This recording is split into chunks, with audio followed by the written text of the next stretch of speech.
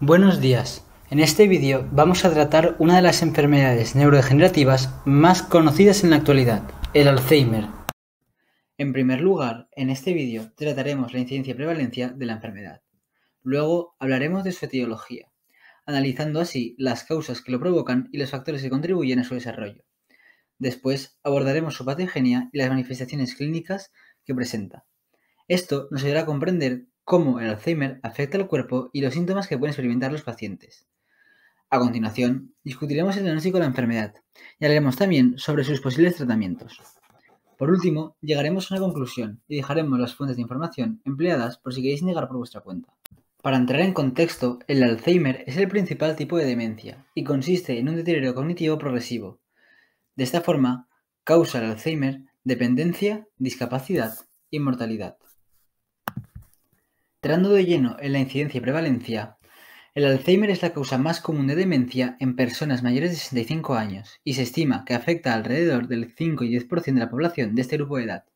Y, aunque sea más común en personas mayores, también puede darse en personas jóvenes. Siguiendo unos estudios basados en registros poblacionales, la incidencia oscila entre 0,04 por 1000 personas año entre las personas de 30 y 64 años y 0,06 por 1000 personas año para los mayores de 70, aumentando exponencialmente la edad.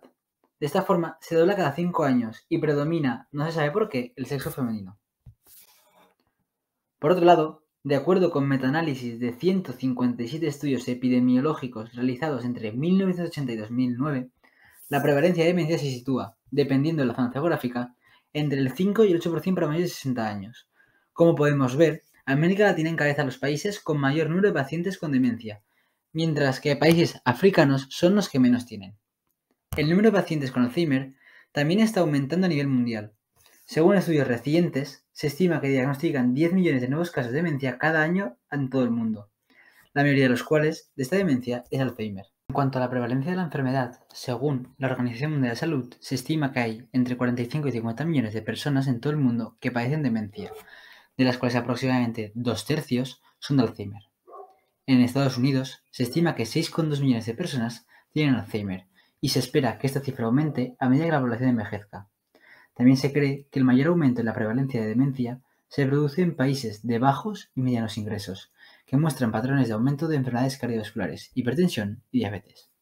Finalmente, se proyecta que para 2050 habrá 152 millones de personas con demencia en todo el mundo. En los últimos años se han hecho grandes avances con respecto a la etiología, prevención, tratamiento y diagnóstico de Alzheimer. Hoy en día, la etiología exacta sigue siendo un misterio, pues los investigadores no han encontrado causas determinantes por las que aparece dicha enfermedad. Sin embargo, han podido identificar varios factores de riesgo, tales como lesiones en la cabeza, el sexo femenino, diabetes, hipercolesterolemia, etc.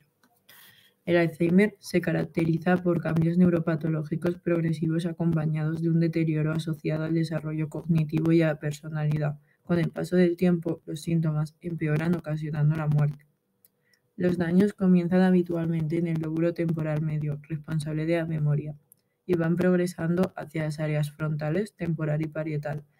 Por suerte, los pacientes conservan relativamente las funciones motoras y sensitivas. Existen diferentes hipótesis sobre la neuropatología de esta enfermedad. La primera hipótesis de la que hablaremos es la de la pérdida de actividad colergénica. Esta explica que los pacientes muestran concentraciones muy bajas de acetilcolina en las áreas asociadas a la memoria y aprendizaje, como el hipocampo o la corteza. Esto afecta a la transmisión sináptica e inicia un proceso inflamatorio que ocasiona daños en las neuronas. La siguiente hipótesis es conocida como la de la cascada amiloide. Alega que en un cerebro sano se genera un péptido conocido como beta-amiloide. Este tiene dos formas isomorfas, la 40 y la 42. La 42 es más hidrofóbica y, por tanto, más propensa a formar agregados.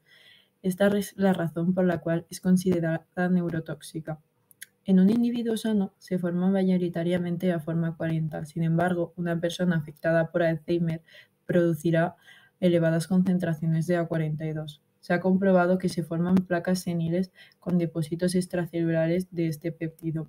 Estos interrumpen los canales de transporte de calcio en la membrana, aumentando el influjo y provocando de esta manera un desequilibrio del ion.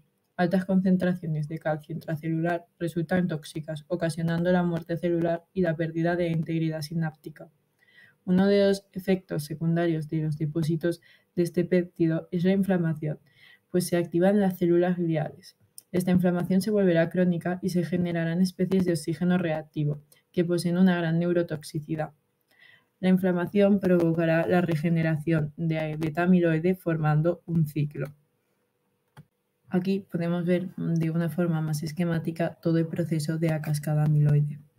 Recientemente se ha sugerido un origen vascular debido a la alteración de la microvasculatura cerebral en los cerebros envejecidos y por tanto más vulnerables. Se cree que los pequeños vasos encargados de mantener el flujo sanguíneo, además del endotelio microvascular, podrían ir deteriorándose con el tiempo y con ello perdiendo sus funciones neuroprotectoras. Esto provocaría la acumulación de sustancias que deberían de ser eliminadas, como por ejemplo el beta-amiloide.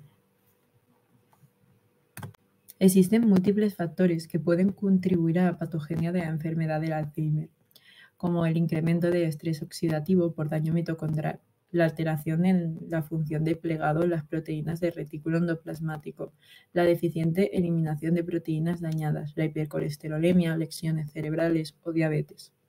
Probablemente esta enfermedad no puede ser considerada consecuencia de una única secuencia de acontecimientos, sino más bien un resultado de varios procesos patológicos parcialmente relacionados entre sí. Vamos a pasar a estudiar ahora las manifestaciones clínicas de esta enfermedad. Tenemos que explicar, por si no quedase suficientemente claro, que una manifestación clínica se refiere a cualquier síntoma o signo físico que presenta una persona como resultado de una enfermedad. En el contexto de una enfermedad neurodegenerativa como es el Alzheimer, las manifestaciones clínicas pueden ser múltiples y pueden llegar a ser difíciles de detectar en la primera fase de la enfermedad. Estas manifestaciones clínicas pueden ser observadas por un profesional de la salud y utilizadas para hacer un diagnóstico preciso y establecer un plan de tratamiento. Es importante tener en cuenta que cada persona puede experimentar diferentes manifestaciones clínicas y que pueden variar en su gravedad o evolución a lo largo del tiempo. En el caso del Alzheimer tendríamos como principales manifestaciones clínicas las siguientes. En primer lugar, el síntoma más constante va a ser la alteración de la memoria, sobre todo la memoria a corto plazo. De hecho, las personas con Alzheimer pueden tener dificultad para recordar eventos recientes o información importante. Esta pérdida de la memoria llega hasta el punto de no reconocer familiares o el olvido de habilidades totalmente normales para el individuo, haciendo que en cierto punto de la enfermedad la persona termina siendo pues totalmente dependiente de alguien, haciendo que alguien tenga que estar todo el día pendiente y cuidándola. Podemos observar cómo las personas van teniendo esas dificultades para realizar las actividades que cotidianamente realizaban antes, como puede ser cocinar, pintar, entre otras. Otra manifestación clínica que podemos encontrar puede ser la de la alteración del estado de ánimo y de la conducta, provocando cambios en el comportamiento bastante importantes, como arrebatos de violencia. Es por eso que las personas con Alzheimer pueden volverse más agresivas, irritables o deprimidas. Además, podemos resaltar que en las fases finales la musculatura y la movilidad se ven muy deterioradas y afectadas, produciendo la incontinencia de esfínteres, otro motivo por el cual tienen que ser constantemente asistidos en las últimas fases de la enfermedad. Y por otro lado, podemos notar que los pacientes que sufren esta enfermedad sufren un deterioro bastante notable en funciones de comprensión, denominación y hablar de forma normal y fluida. Es lo que se llama la afasia, así como también una alteración de las percepciones espaciales y temporales, que produce que se sientan como un poco perdidos, por decirlo así, y es lo que llamamos la agnosia.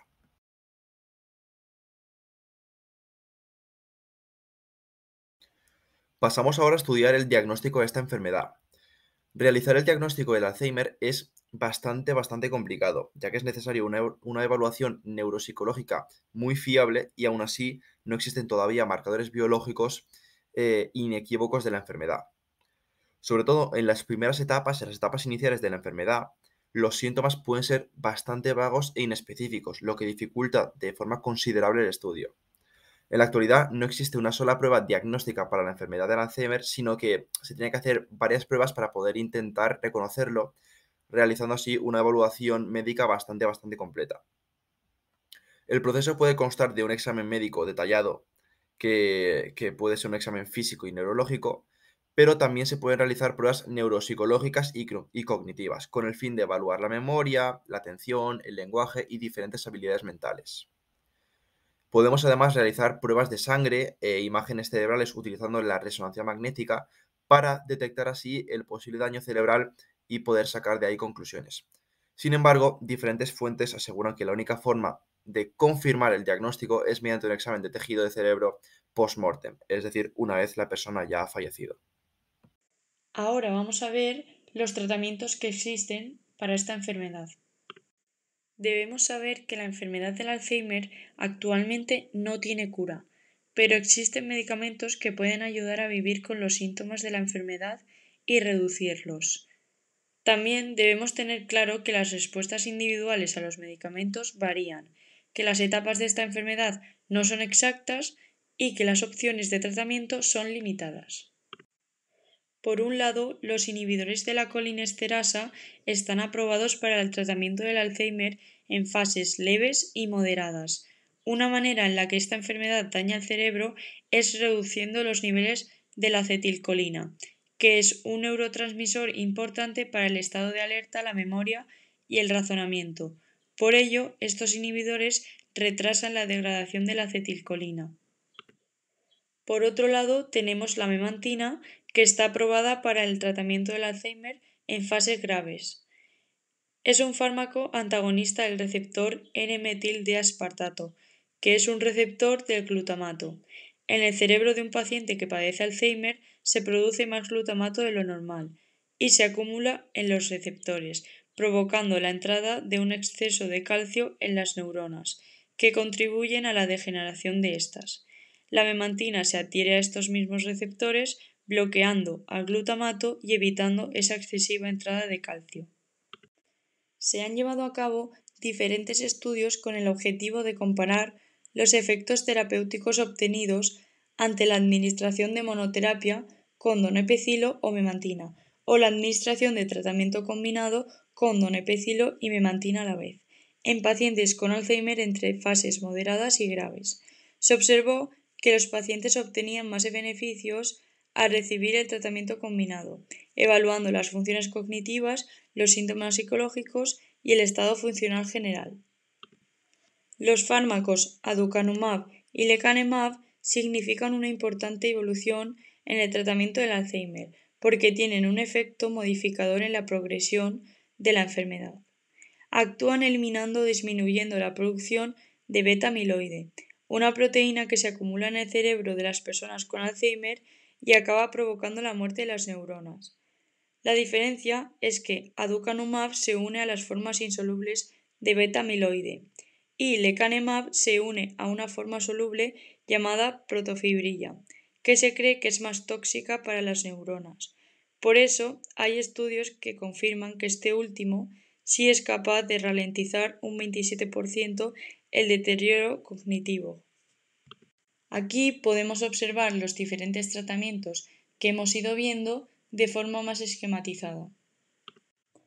Actualmente, las principales vías de investigación para tratamientos futuros se centran en la terapia génica con el objetivo de insertar genes protectores en la cadena de ADN o reescribir el código genético, y tratamientos dirigidos a reducir la beta-amiloide, como hemos visto anteriormente. Podemos distinguir 4 ejes de actuación en cuanto a esta compleja enfermedad, pues tiene un elevado impacto a nivel social, familiar y económico, y por tanto no se limita únicamente a la investigación a nivel farmacológico.